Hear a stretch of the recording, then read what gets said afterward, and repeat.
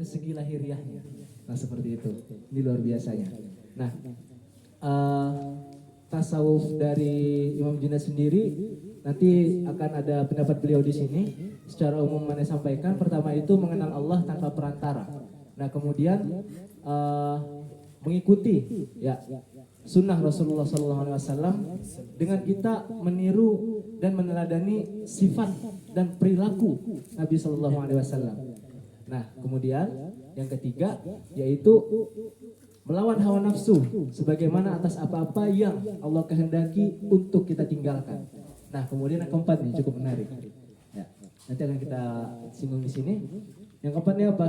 Yaitu kita meyakini, menyadari dan mengakui bahwasanya kita tidak punya apa-apa. Ya. Dan selain tidak punya apa-apa, kita bukan milik siapa-siapa selain milik Allah Subhanahu wa taala.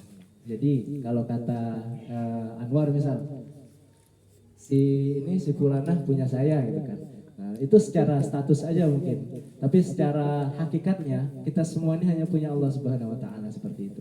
Nah, itu sedikit pengantar mengenai ilmu tasawuf teman-teman. Lantas bagaimana? Ada ilmu tasawuf, ada syariat, bagaimana ini? Nah, jadi dalam syariat itu kan dari segi penerapannya, dari segi macam-macamnya, itu kan terbagi menjadi dua, yaitu yang bersifat batiniah, ya, yang ada dalam diri kita, yang ada dalam hati kita, dan ada lahiriah atau zohir, ya, yang mana berawal semua itu berawal dari batiniah, seperti adanya at-tasdiq, ya, kepercayaan, keyakinan kita kepada Allah. Kemudian al-iman, kemudian al-mahabbah, kemudian ada ketenangan juga di situ, ada tawaduk di situ. Nah, itulah amalan hati.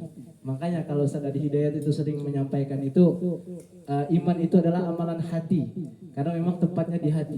Nah, tapi kecintaan kita kepada Allah tidak cukup ya ada dalam batin kita, tapi perlu ditunjukkan dengan adanya pembuktian. Cinta yang suci ya itu butuh pembuktian. Ya, untuk itu selain ada dalam hati perlu adanya penerapan. Ya, pertama dikeluarkan melalui lisan sebagai penegasan ya dan berupa terjemahan dari hati yang mengakui. Kemudian adanya perbuatan dari anggota tubuh kita yang menunjukkan atau berupa implementasi atau aplikasi kita atas apa yang kita yakini. Nah, seperti itu. Lantas bagaimana pendapat Syed Alwi Al-Maliki Al-Hassani ini dalam kitab Mafahim Yajibuatus Shahah? Ya. At-tasawwufu dzalikal mazlum wal muttahim. Qalilun man yunsifuhu bal balaghatil jara'ah wal waqahah li ba'dihim annahu ja'alahu min sifati dammi wal qadhi allati tasqutu biha syahadah wa tazulu biha al-'adalah. Fayaqul fulan laisa bisiqatin wa la yaqbalu khabaruhu limadza li'annahu sufi. Nah, jadi di sini tasawuf ya itu sesuatu yang seringkali dianggap agak aneh. Makanya kesannya itu kalau di sini dikatakan tasawuf ini teraniaya, terus juga seringkali dicurigai karena mungkin dari segi amalan seorang sufi itu ya. Akan tetapi inilah pandangan secara sekilas aja gitu. Tapi orang yang berpandangan ataupun mengatakan tasawuf atau seorang sufi itu melakukan hal-hal yang agak aneh, itu tidak seperti apa yang mereka bayangkan. Maka disinilah pendapat Syed Alwi Al-Maliki Al-Hassani mengatakan sangat sedikit, ya sangat minim orang-orang yang mempercayai, orang-orang yang meyakini dan menanggapi dengan sikap yang adil, dengan sikap yang bijak dan baik mengenai tasawuf. Ya, bahkan dari mereka banyak yang tidak segan-segan ya mencela, kemudian tanpa ada rasa malu, tanpa ada rasa hormat mengatakan bahwasanya tasawuf itu sesuatu yang negatif, ya, sesuatu yang buruk, sesuatu yang tidak terpuji. Nah, yang mana klaim-klaim tadi ya itu tasqutu biha syahadah. Dengan adanya kesaksian, adanya ilmu tasawuf, adanya keadilan dan kebenaran tasawuf, dengan klaim-klaim yang negatif tadi, itu mulai mencemari citra ilmu tasawuf. Nah, lantas inilah yang menjadi wal azibul gharibu annana naro, kata Syekh Al-Maliki Al-Hassani. Dan inilah sesuatu yang menarik, tapi aneh gitu, menarik untuk dikaji. Namun aneh gitu. Ya, kita melihat ba'da haula'il ladzina yudzimmuna at-tasawuf wa yuharibuna ahlahu wa yunasibunahum al-a'da'a nara ba'da haula'il munkirina yaf'alu ma yaf'alu wa yaqulu ma yaf'alu an tasawuf. Nah, jadi agak aneh kan itu kata Said Al-Maliki Al-Hassani. Banyak mereka yang mengingkari tasawuf, tapi mereka mengatakan membahas, mendiskusikan perihal tasawuf. Nah, jadi maksudnya apa gitu kan? Kalau bahasa kita ya. Nah, kemudian summa la yastahyi ala wajhihi hinama yanqulu kalama haula'il a'immah minas sufiyah fi khutbatihi wa kalamihi ala manabir jum'ah wa qarasid durus fa yaqulu bi kulli bihajatin wa waqaha. Qala al-Fadil Ibnu Iyad, qala al-Junaid, qala Hasan al-Basri, wa qala Sahal at-Tustari, qala al-Muhasibi, wa qala Bishrul Hafi. Nah, jadi di samping tadi orang-orang yang mencela nih, orang-orang yang mencela tasawuf, mereka juga kayak ketika menyampaikan sesuatu pada khutbah-khutbah mereka gitu, seakan-akan mereka paling alim dan lebih tahu, lebih mengerti tentang tasawuf gitu. Nah, inilah menjadi problematika ya yang diteliti, yang diamati dan berusaha Said Al-Maliki Al-Hassani berusaha ingin menyingkap sebenarnya bagaimana ya para ulama tasawuf sendiri menyikapi ya tentang ilmu syariat. Apakah mereka hanya fokus pada amalan batin ataukah mereka juga memerintahkan nih untuk memerintahkan menyeru untuk melakukan syariat. Ya, oleh karena itu kita balik sedikit ke tasawuf Junaid Al-Baghdadi tadi. Tasawuf sunni, tasawuf yang harus dijalankan, harus dilakukan berdasarkan sunnah Rasulullah SAW. Jadi semua itu berdasarkan apa yang dilakukan Rasul, apa yang dicontohkan Rasul, dan dari hikmah-hikmah setiap cerita yang kita dengar mengenai perjalanan Nabi SAW. Allahumma shalli wa sallim wa barik alaihi. Nah, kemudian di sini kita masuk ya ke mulai pembahasan dari Junaid Al-Baghdadi. Langsung saja. Jadi qala al-musannif rahimahullahu taala wa qad ahbabtu an anqula kalama immatiddin alladzina hum arkanu tasawuf wa rijaluhu. Aradtu an anqula kalamahum yakni ulama tasawuf anis syariah al-islamiyah.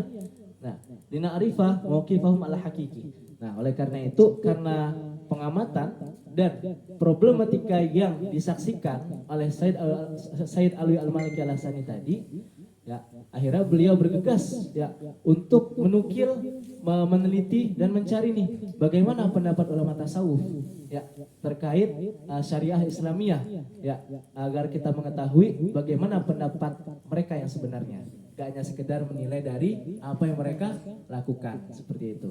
Nah, kemudian bagaimana kalau Imam Junaid Al-Baghdadi radhiyallahu anhu, at-turuqu kulluha masdudatun anil khalqi illa man iktafa athar Rasulillah sallallahu alaihi wasallam wattaba'a sunnatahu wa lazima tariqatahu li'anna turuqal khairat kulluha maftuhatun alaihi wa 'alal muqtafina atharuhu wal mutabi'in. Nah, jadi bagaimana kata Imam Junaid Al-Baghdadi, semua jalan dalam kehidupan ini menuju ridha Allah Subhanahu wa taala semuanya tertutup. Ya, jalan makhluk kita ini, jalan kita ini semua tertutup. Ya. Bagi siapa yang enggak tertutup, masih ada tersisa satu nih, jalan menuju Allah, jalan menuju kehidupan yang kehidupan akhirat nanti, dan jalan yang Allah ridhoi, yaitu illa man iktafa asar Rasulullah sallallahu alaihi wasallam. Itu kecuali bagi orang-orang yang masih mengikuti ajaran Nabi sallallahu alaihi wasallam. Itu kan? Nah, wattaba sunnatahu wa lazima tariqatahu, yaitu yang senantiasa mengikuti meneladani Nabi, mengikuti apa yang Nabi lakukan, dan bagaimana perjalanan Nabi SAW dalam berdakwah ketika beliau hidup waktu itu. Lianna turuqal khairat kulluha maftuhatun alaihi walal muqtafina asarahu wal mutabi'in. Karena semua ya jalan kebenaran ya itu terbuka bagi Nabi SAW. Maka jika kita ingin selamat, senantiasalah meneladani dan mengikuti, jangan sampai jauh apalagi lepas dari apa yang Nabi contohkan dan yang Nabi ajarkan. Nah, seperti itu. Nah, kemudian di sini ada juga dari wajah anna Aba Yazid Al-Bustami qaddasa sirrahu qala dzata yaumin li ashabi Ya, ketika itu Aba Yazid Al-Bustami ini mengatakan ya sesuatu kepada muridnya, ya ashabi ini muridnya konteksnya, qumu bina hatta nanzuru ila dzalikal ladzi qad syahara nafsahu bil wilayah. Wilayah di sini maksudnya kewalian.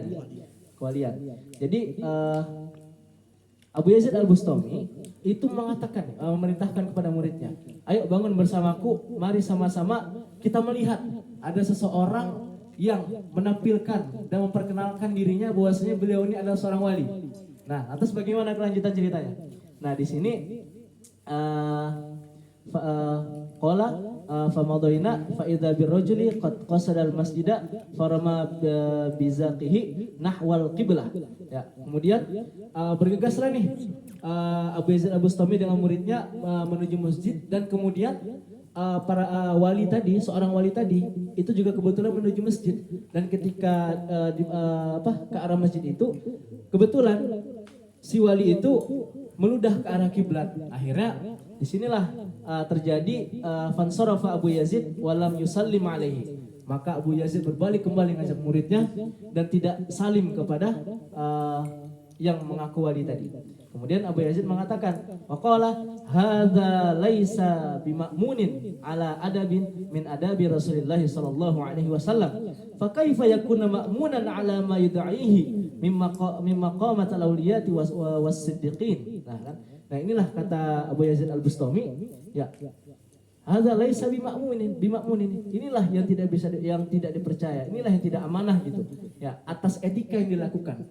Ya, apakah itu layak dikatakan sebagai seorang sufi? Sedangkan Rasulullah SAW tidak pernah melakukan itu, apalagi sampai meludah ke arah kiblat. Nah, Masya Allah, luar biasa ceritanya.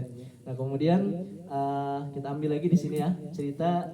Sebenarnya di sini isinya bagaimana Sayyid Alwi Al-Maliki Al-Hassani itu berusaha memaparkan data-data keautentikan kaul-kaul para ulama sufi terkait bahwasanya sufi itu juga menyeru untuk mengerjakan syariat, tidak hanya fokus pada amalan batin aja. Nah, ya seperti itu. Jadi kita bisa meneladani, mengetahui dari kisah-kisah yang menarik dari sini. Nah, kemudian kita masuk ke Abu Yazid Ibnu Taifur Ibnu Isa Al-Bustami. Nah, ada cerita yang menarik di sini. Laqad hamamtu an as'alallaha ta'ala an yakfiyani mu'natal akli wa mu'natan nisa. Summa qultu kaifa yajuzu li an as'alallaha hadza wa lam yas'aluhu Rasulullah sallallahu alaihi wa lam yas'aluhu Rasulullah sallallahu alaihi wasallam iyyahu sallallahu alaihi. Falam as'aluhu. Summa innallaha subhanahu wa ta'ala kafani mu'natan an-nisa hatta la abali istaqbalatni imra'atun au haidun. Nah, jadi ceritanya gini kalau di sini. Jadi Abu Yazid Ibnu Taifur ini, ya, Abu Yazid Ibnu Taifur Ibnu Isa Al-Bustami ini, beliau sempat terlintas dalam hatinya itu, beliau mengatakan, sempat terlintas di hati saya itu ingin meminta sesuatu kepada Allah. Ya, ingin dicukupkanlah ini sih bahasa kebutuhan untuk untuk makan dan untuk perempuan. Nah, perempuan mungkin anak nggak tahu sini, istri mungkin atau anak gitu ya. Nah, jadi sampai beliau di sini masih mikir gitu, bagaimana diperbolehkan ya gitu bagi saya untuk memohon kepada Allah, meminta dicukupkan seperti itu, sedangkan Rasulullah saja belum pernah meminta gitu. Maka tidak jadi beliau meminta. Nah, akhirnya ketika beliau tidak meminta, tapi Allah memberi beliau, menganugerahkan apa yang beliau butuhkan. Artinya apa? Terkadang sebelum kita meminta sesuatu, Allah sudah tahu apa yang kita butuhkan, seperti itu. Nah, inilah bukti ketaatan Abu Yazid Ibnu Taifur Ibnu Isa Al-Bustami, ya, kepada Allah Subhanahu wa taala, dan saking manutnya dengan Nabi sallallahu alaihi wasallam sampai memohon kepada Allah pun beliau masih meneliti di situ. Apakah Nabi pernah meminta atau enggak gitu kan. Nah, akhirnya tanpa beliau meminta, akhirnya Allah lebih tahu duluan apa yang beliau butuhkan, seperti itu. Nah, kemudian Kalau katanya Abul Hasan Ahmad Ibnu Abil Hawari, man amala amalan bila tiba'i sunnatin Rasulullah sallallahu alaihi wasallam fabatil. Ya, maka akan sia-sia ketika kita mengerjakan satu amalan tanpa mengikuti sunnah Rasulullah sallallahu alaihi wasallam. Kemudian nah di sini nih. Jadi kan tadi kan ada cerita yang ini ya, yang ada yang mengaku wali, mengaku sufi kan. Nah, akhirnya di sini ada penegasan nih dari Abdul Qasim Junaid, Imam Junaid. Ya, Imam Junaid mengatakan, "Man lam yahfadzil Qur'an wa lam yaktubil haditsa la yaqtadi bihi fi hadzal amri li'anna ilmuna muqayyadun bil kitabi was sunnah." Ya, barang siapa yang tidak menghafal Al-Quran, yang tidak menjaga Al-Quran, walam yaktubil haditha, dan tidak mencatat atau menulis atau mempelajari hadis ya dengan secara mutqin, la yaqtadi bihi fi hadzal amri, ya tidak bisa dijadikan panutan dalam perihal ini, tidak bisa dijadikan sebagai ahli tasawuf apalagi sebagai mursyid. Nah, seperti itu. Lianna ilmuna muqayyadun bil kitabi was sunnah. Karena ilmu kita dibatasi dan terikat, maksudnya dengan Quran dan Sunnah. Kita mau apa-apa tetap ya kita mau rujuk ulama, semua itu kembali kepada hakikatnya dua sumber utama, itu Al-Quran dan Sunnah. Tidak boleh di luar itu dan jangan sampai beristihad sendiri. Nah, seperti itu. Nah, kemudian mungkin satu kaul lagi ya, ini soalnya banyak banget ini yang kita sampaikan semua. Jadi di sini ditutup oleh qala Abu Ishaq Ibrahim Ibnu Dawud Ar-Riqi, alamatu mahabbatillahi isaru ta'atihi wa mutaba'atu Nabi sallallahu alaihi wasallam. Ya, di antara indikasi ataupun tanda ya kecintaan kita kepada Allah, jangan cuma di omongan saja. Jangan cuma sekedar untuk menampilkan kalau kita cinta kepada Allah kepada orang lain. Tapi hakikat cinta kita kepada Allah tanyakan kembali pada hati kita. Ya, kita sudah memprioritaskan waktu ya dalam ketaatan kepada Allah atau belum? Nah, kemudian apakah kita sudah benar-benar mengenal Rasulullah? Apakah kita sudah benar-benar mengikuti apa yang Rasulullah perintahkan? Ataukah kita masih membangkang ya dari apa yang Rasulullah ajarkan? Nah, seperti itu. Ya, mungkin luar biasa ini nukilan-nukilan dari Sahibul Kitab. Semoga kita mendapat berkah dan manfaat dari beliau sampaikan hari ini. Kurang lebih mohon maaf jika ada kekurangan, jika ada kesalahan mohon dibenarkan. Allahumma fiqh ila aqwamit thoriq, wallahu a'lam bishawab. Wassalamualaikum warahmatullahi wabarakatuh. Waalaikumsalam warahmatullahi wabarakatuh.